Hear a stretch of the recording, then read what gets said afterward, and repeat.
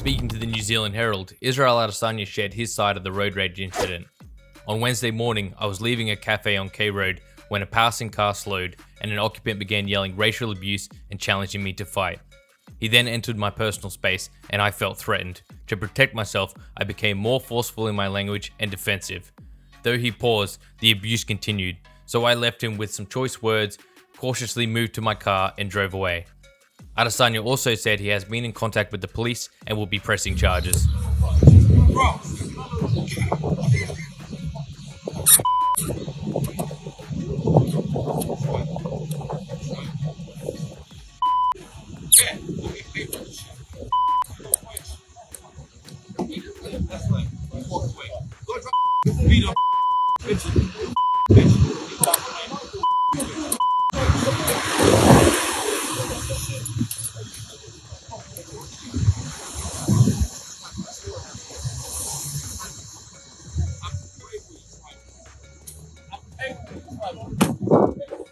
If there's one place that I've seen so many clips, YouTube clips, even TikTok clips of road rage, is over there in America.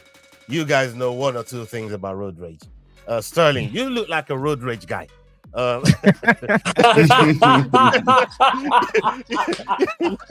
Shots fired. You look like a road rage guy, Sterling. Tell me, I mean, what did you make of that incident there with Easy? The actual altercation. Well, I wouldn't even say altercation, but back and forth in conversation and that. I mean, over there where you live, things can get really techie. It can go left real fast in situations like this. No. First of all, you're right. I'm embarrassed to admit that. You are 100% right on that, brother. I do spaz the F out way too much. But let's just be honest, bro. That dude's lucky he's walking away with his life right now. When Izzy got in the stance, when Izzy stanced up on him, like they were even shoulders up. When Izzy stanced up on him, bro, I was like, this is about to be the best World Star clip I've ever seen. He is about to samurai jack this motherfucker. So I was sitting back like, I can't wait for this to happen. And then when the dude drove off filming, I was like, what are we doing? We were about to see karma in real life. But nah, dude, the dude's bugging. I can't believe Izzy held back as much as he did. In America, who knows how that goes, but it ain't like that. But Izzy, respect. That dude's lucky. He should be praying to every God he knows that he is still walking away with his life right now. Right. Izzy left out something in that statement. He left out that he spat at the guy. And I saw the clip. I watched it back. He left that out. And to me, obviously, that's not something you do to people. But also, he said he felt threatened. The man came in his personal space. What are you saying, Antoine? I mean, if somebody spat at you, fighter or no fighter, he's on site, no? Oh, yeah. You already know. Sterling know how that go. Like, exactly. You come on, you can't spit on a man and think you're going to walk away without losing something. You're going to lose some dignity, some brain cells. You're going to lose something if you spit in this direction. You're going to lose some money because you got to get bailed out of jail. Absolutely. But I'll tell you this, though. You know, when the cars were passing by, man, I just knew that after one of those cars passed by, we were going to just see Izzy standing there and the dude laying down. Like, I just knew that was going to be the case. But, I mean, Izzy did a good job of, being the bigger man, except for the spitting part of it. Because, I mean, he could have went left high kick and that dude would have been asleep easy. But, and then the dude, like, you got to know, you got to pick your battles, man. That ain't the right guy.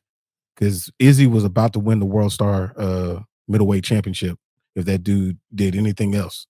So, yeah, but Izzy did a good job of not letting it go too far. I mean, when you saw that guy, hold on, when you saw that guy do the Sterling pose to Izzy, he did the Sterling pose to Izzy, bro. He's coming with all of these, man. Like, you don't flex like that to a professional fighter. You in the stance that you lot just picked up there, there was a question mark kick waiting there for Easy to ask a question. Like, bro, what is you doing? There was a question mark kick there. I'm watching it. I'm thinking, oh dear Lord. But yeah, in Africa, you know this as well as I do, and that's why. And this is not an excuse for easy spitting, right? But over there, where we grew up, is one of the first things somebody does to you when they really want it with you, and they'll do it. They'll throw in your face, sometimes on your shoe, and just to disrespect you fully, they might just do it on the floor. But a lot of the times it's right at your face, and then they throw it, they swing it straight away. As soon as that happens, yeah, you know all about this. But talk to me about how Easy obviously did doing the spitting, but at the end of the day, still held back and not really, put this guy away. So I think threaten might have been a big word from Izzy.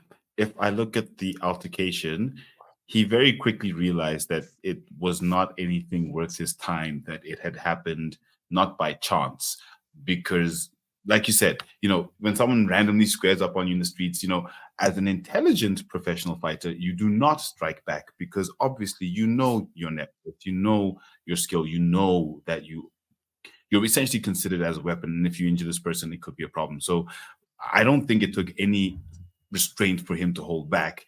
The spitting, well, look, honestly, it's a miracle that, like Anton said, it's a miracle the other guy did not feel some type of way, because when you get spat on, that's the height of disrespect. And as you said, Ola, the height of disrespect.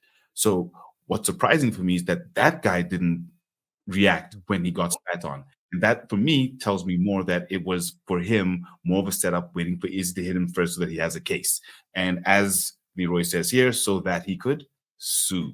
So for me, I think Izzy quickly saw that, look, this situation is not anything worth my time.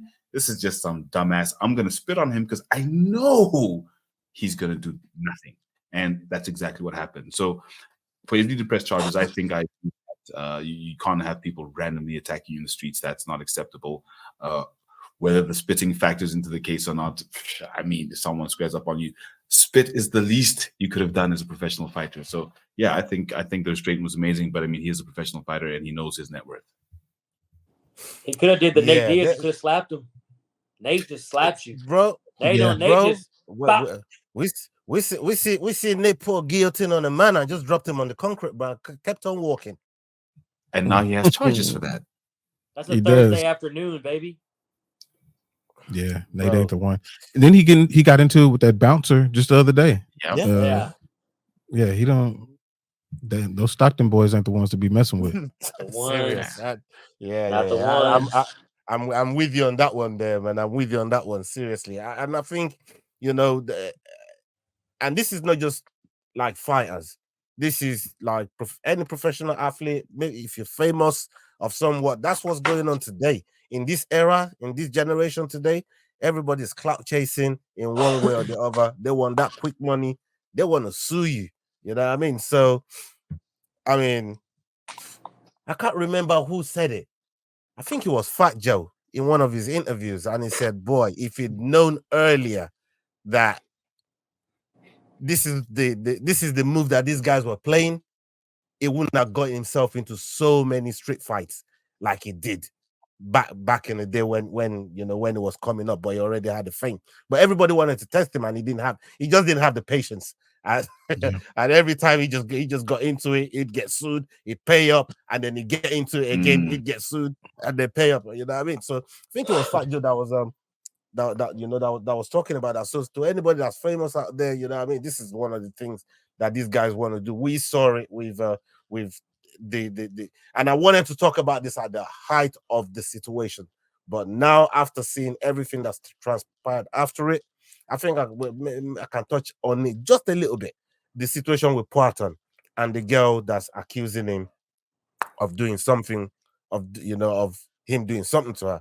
And when I listen to her story, and I'm thinking, like, come on, girl, you know what you're doing here. You're clout chasing over here, man. You know what I mean? I don't know if Poitin really did the things that she said they did. You know what I mean?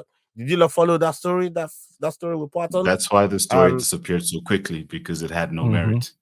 there Yeah. was zero merit in what she was saying. You know what I mean? I just thought to myself, this is a proper case of clout chasing. So you just gotta be careful who you clout chasing against, because like you said, for some people, like them Stockton boys, you said, they're not the one. They'll Don't play slap with you. them guys. Mhm. Them boys You know like that Stockton penguins slap. out here. They just slapping people. If you've enjoyed this video, don't forget we do our Dust Off Shakedown every Wednesday, 9 p.m. UK time. Don't miss it.